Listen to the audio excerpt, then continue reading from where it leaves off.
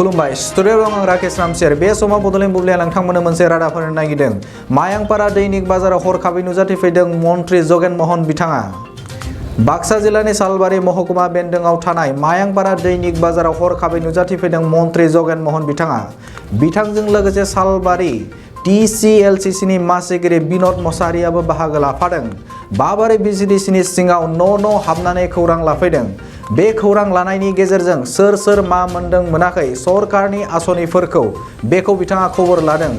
जाय बिथांमोना PM किसान जाख्ल'दों बिसोरनि सायाव गोख्रों राहा लागोन होननानै बिथाङा फोरमायदों लोगोसे जायफोरा न' रेशन पेन्सन मोनाखै बिसोरनि लिस्टखौ थाबनो मावफुंनाय जागोन होनना बिथाङा फोरमायदों बे समाव खौरांगिरिनि सिगाङाव बिथाङा मा फोरमायखो मिथिना लानि बरपेटा रडनिफ्राय अनजय बसुमतारिनि खौरां আজি সালবাৰীত মুখ্যমন্ত্ৰীৰ নিৰ্দেশক্ৰমে আমি যেতিয়া বঙাইগাঁৱত কেবিনেট হয় গুৱাহাটীৰ বাহিৰত যেতিয়া কেবিনেট হয় তেতিয়া আমাক আহি থাকোঁতে আগদিনা এটা সমষ্টিত বা এখন জিলাত ভিজিট কৰিবলৈ দিয়ে তাত চৰকাৰী আঁচনিবিলাক কেনেকৈ ইমপ্লিমেণ্ট হৈছে কিবা ৰাইজৰ অসুবিধা আছে নেকি সেইবিলাক চাব লাগে আৰু ঘূৰি যোৱা পথত আজি আমি এইটো বেকৱাৰ্ড জাৰ্ণি বুলি কয় ইয়াতে মই সালবাৰীত আহিছোঁ ইতিমধ্যে আজি বেনিফিচিয়াৰীবিলাকক মই সাক্ষাৎ কৰিছোঁ প্ৰকৃততে বেনিফিচিয়াৰীবিলাক চৰকাৰে দিয়া আঁচনিবিলাক পাইছে নাই সময়মতে পাইছে নাই আৰু ৰিয়েল বেনিফিচিয়াৰী হয় নহয় এইবিলাক কথাত আমি এতিয়ালৈকে মই AOY অন্ত্যোদয় আঁচনিৰ জৰিয়তে মানে ছাপ্লাই ডিপাৰ্টমেণ্টৰ পৰা দিয়া তাত সোমাইছোঁ আমি অৰুণোদয় স্কিমৰ এই বেনিফিচিয়াৰী ঘৰত সোমাইছোঁ বাইদেউ ঘৰত এনেধৰণে যিমানবিলাক বেনিফিচিয়াৰী আছে প্ৰতিটো ঘৰতে সোমাই খা খবৰ লৈছোঁ আৰু ওচৰ চুবুৰীয়াকো আমি কথা পাতিছোঁ তেওঁ গাঁওখনত কি সমস্যা আছে বা এনেকুৱা আঁচনিবিলাকে মানুহৰ জীৱনলৈ পৰিৱৰ্তন আনিছে নাই সমস্যাসমূহ সমাধান কৰাত কিবা সহায় কৰিছে নাই এই কথাবোৰ আমি খবৰ খাতি লৈছোঁ আমাৰ লগত SDO আছেই লক্ষ্যজ্যোতি দাস আৰু আমাৰ ইয়াৰ এছিষ্টেণ্ট BDO সকলো চৰকাৰী বিষয় আছে আমি লগে নোট কৰি যায় ক'ৰবাত যদি কিবা উজ্জ্বলা আঁচনি পোৱা নাই আকৌ খুলি দিছে চৰকাৰে পাব লাগিব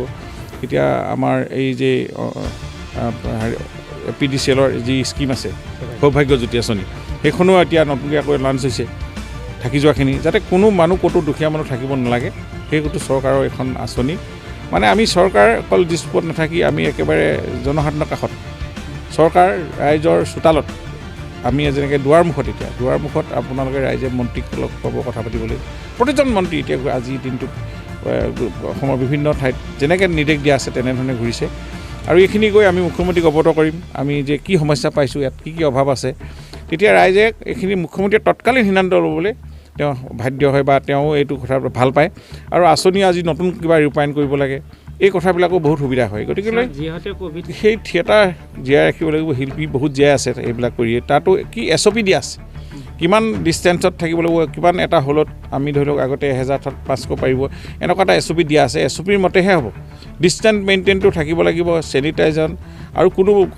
ভেকচিন নোলোৱা মানুহ তাত দৰ্শক হ'ব নোৱাৰিব বা তেওঁলোকৰ গোটেই টীমটো বহুত কঠোৰ আইন নীতি নিয়ম SOPখন সেইখনৰ মাজেদি হ'লে ৰাইজৰ ভয় নাথাকে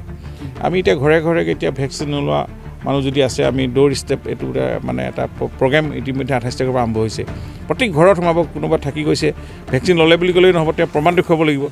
এইটো মানে কোনো হাৰি যাব নোৱাৰে আমি প্ৰতিজন মানুহ এতিয়া চৰকাৰী বিষয়া মন্ত্ৰী MLA কোনো ঘৰত বহি নাথাকে এতিয়া একদম জনসাধাৰণৰ সেৱাত